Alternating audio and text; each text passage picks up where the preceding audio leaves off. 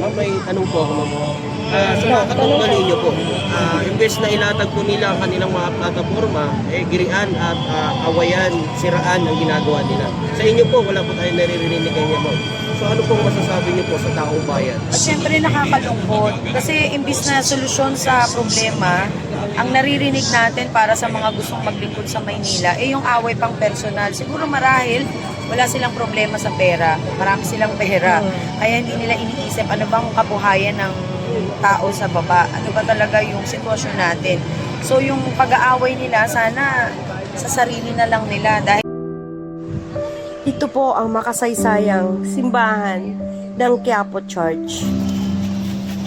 Unang Biyernes ng buwan at napakarami pong Manilenyo at galing sa iba't ibang lugar ang nandito ngayon sa Quiapo Church. At hindi nga nakalimutan ng ating Super Maratamundong na pumunta rito upang manalangin at magpasalamat sa lahat ng blessing na kanyang natanggap. At nang siya ay pauwi, hindi na iwasan ng mga tao ang lumapit sa kanya upang siya ay kausapin, makapagkwentuhan sa kanya. At syempre, nagkaroon din sila ng pagkakataon na masilayan ang sinasabi nilang kanilang magiging future mayora.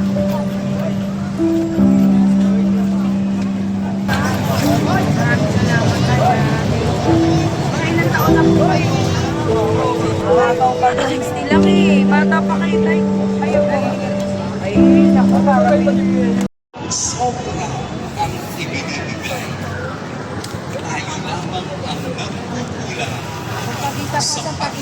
Ngunit hindi namin pinalagpas ang pagkakataon.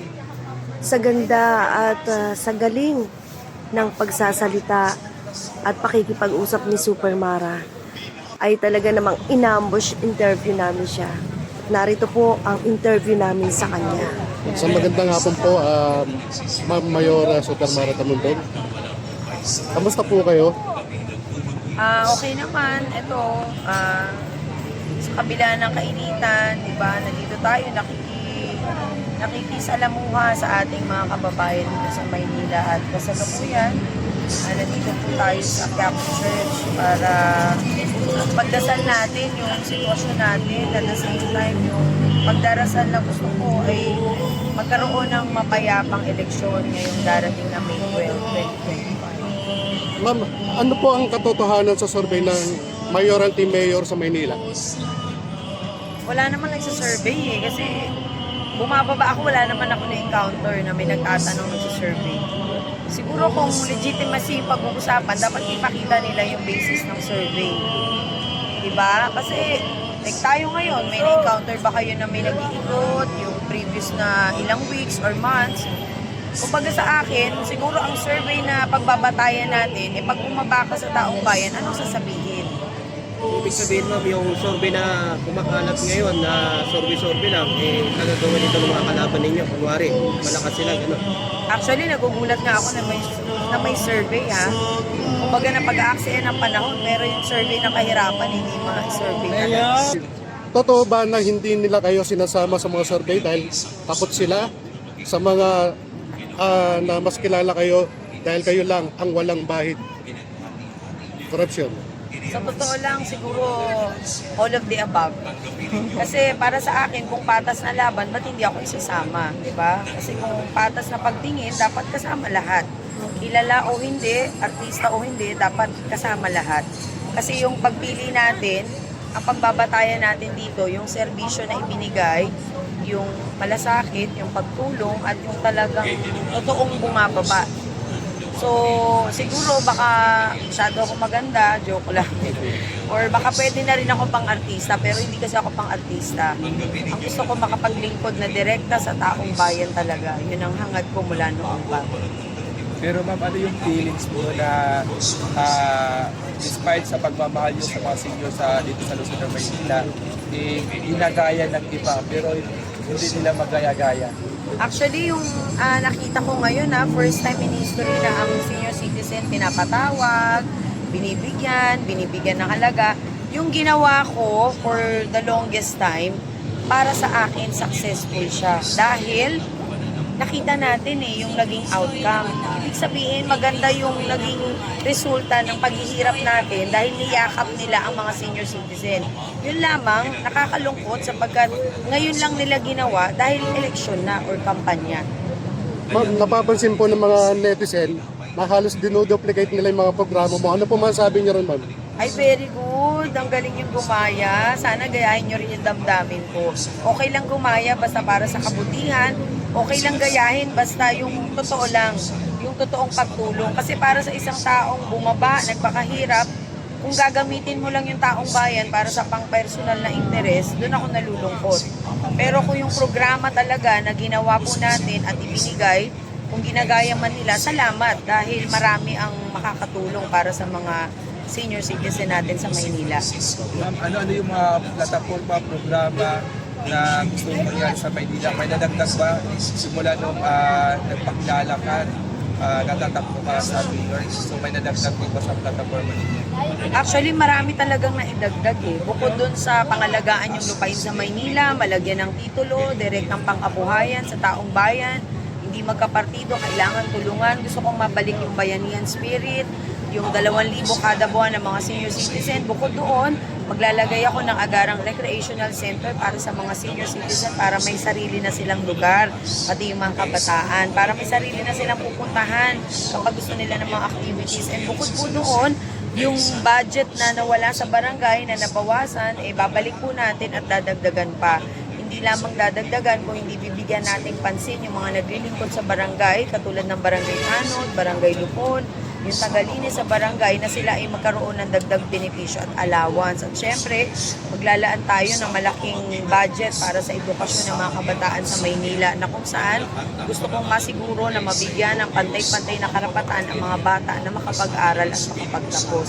At syempre, higit sa lahat, yung pangkalusugan ng Manileño na lahat dapat ng barangay ay mayroong barangay health center at yung mga public hospitals na mayroong makabagong kagamitan at malagyan ng MRI, Google Echo, ultrasound at kung ano-ano pa. At yung libreng laboratory para sa ating mga senior citizen. Ma'am, may tanong po ako, ma'am. Sa mga katulungan ninyo po, imbes na ilatag po nila ang kanilang mga plataforma, girian at awayan, siraan ang ginagawa nila. Sa inyo po, wala po tayong naririnig na ganyan, ma'am. So ano pong masasabi niyo po sa taong bayan? At syempre nakakalungkot kasi imbis na solusyon sa problema, ang naririnig natin para sa mga gustong maglingkod sa Maynila yung away pang personal. Siguro marahil wala silang problema sa pera, marami silang pera, kaya hindi nila iniisip ano bang kabuhayan ng tao sa baba, ano ba talaga yung sitwasyon natin. So yung pag-aaway nila, sana sa sarili na lang nila, dahil ang gusto ko marinig bilang ako ay botante rin, gusto kong marinig at gusto nating marinig yung pagtulong na gagawin nila para sa Maynila. Ma'am, napaganda po ng feedback ng mga Manileño regarding po sa transparency na gagawin niyo, ma'am. Gano'n po natin to titindigan? Ay talagang titindigan ko to hanggang barangay dahil gusto ko lahat ng barangay sa Maynila ay maging transparent sa programa para sa taong bayan. Gusto ko mula sa opisina ng City Hall, ng Mayor's Office, pagbaba sa barangay, kailangan parehas na transparent para ang taong bayan, ang Manileño, alam nila kung saan napupunta yung budget ng Maynila at alam nila na may programang ibababa para sa kanila. Panawagan niyo po sa mga batang Maynila po. Para sa mga Manileño, sa mga senior citizen, sa mga batang Manileño, alam po ninyo, mahalin natin yung pagiging Manileño natin dahil ito ay capital city, yung Maynila, capital city ng Pilipinas. Nandito po ang Malacanang, dito nag-umpisa ang gobyerno natin, so dapat panatilihin natin may respeto at dignidad tayo sa mga maglilingkod. At bilang Manileño, tayo po ay sumuporta palagi sa mga programa. At higit po dyan, kailangan malinaw natin tignan na yung mga maglilingkod, dapat pong alamin natin ang kanilang adikain para sa ating lahat. Ma'am, may kumakalat na balita na ayan na naman, maatras ka na naman daw. So, mensahe mo po about dito sa kumakalat na to. Pag lumaban ka, pag may prinsipyo ka, may dignidad ka, hindi ka aatras. Kasi ako naniniwala ako sa bagay na mayroon ako ng prinsipyo at paniniwala na ang Manileño ay makakabangon pa rin muli. So hindi ako aatras sa laban dahil sila nakakatakot dahil marami silang pera. Ang laban po na ito ay hindi para sa akin. Ang laban po na ito ay para sa Manileño na magkaroon na ng tunay na solusyon ng kahirapan para sa Maynila. Ma'am, pahabol po na tanong. Dahil po sa kalagayan ng ekonomiya ngayon, marami po tayong kabataan na out of school youth. Ano pong plano mo sa kanila? Aba, syempre, supportahan po natin sila makabalik sa eskwelahan. Kasi gusto ko lahat ng bata, lahat ng kabataan, teenagers, makabalik sa pag-aaral. Ito lamang yung maibibigay nating special sa kanila na makakatulong para sa kanilang kinabukasan. Oh. Ma'am, sa akin naman po mga tricycle driver kasi madalas makikita natin yung mga tricycle na repair.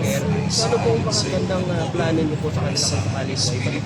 Actually, sa mga tricycle drivers, sidecar, jeepney, tayo po ay magbibigay ng matibay na ordinansa para sila ay magkaroon ng sariling terminal, sila ay magkaroon ng ruta na susundin talaga nila para maiwasan din yung trapiko, yung sapawan sa mga pasahero.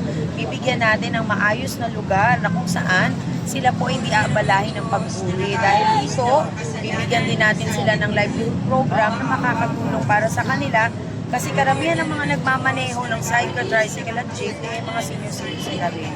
So siguro yung dagdag na pangkabuhayan ay makakatulong sa kanila para kung hindi na nila kaya mag-drive isang araw ay meron silang hanap buhay lang. Ma'am, napapansin din po ng Manileño na halos nagdugyot na po yung Maynila. Ano pong gagawin po natin dyan para at least maantas po para sa turismo ang Maynila as a premier city of the Philippines? Unang-una sa lahat, linisin muna natin yung hanay ng politika sa Maynila. Linisin natin yung mga programa na dapat malaman ng taong bayan, lalo na yung budget. At the same time, gusto kong malinisan talaga yung buong Maynila, maiayos, mailagay yung mga vendor sa ayos na lugar, na kung saan yung sentro talaga na makakapagtinda sila na hindi na kailangan singilin, ay ibigay natin dahil ang mga vendors ang hirap din ang buhay nila everyday, maliit na kita lamang. So siguro sa paglilingkod ko, ibibigay ko talaga yung buong pagtulong para makatulong tayo sa kanila dahil sila din ang makakatulong sa sarili nila na maiangat nila yung kanilang antas sa buhay. At the same time, gusto ko talaga na pakita yung pangkabuhayan at trabaho na maipapagkaloob natin sa bawat Manileño para sa Manila. Ayan, ma'am. Bilang isang loyalista o kilalang loyalista na talagang bukal sa pagtatanggol ng Pangulong Bongbong Marcos. Ngayon po ay sa iyong katunggali o kalaban dito sa lungsod ng Maynila o Al-Albi na si Isko Moreno. Endorse po ni Vice President Sara Duterte.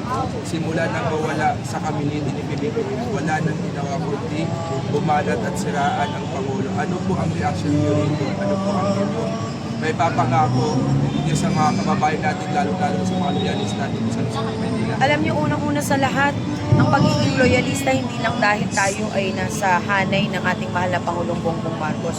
Loyalista sa pagmamahal dahil kailangan tayo ay tumulong talaga. At the same time, sana bigyan naman natin ng respeto ang ating gobyerno, lalo na yung ating mahal na Presidente Bongbong Marcos.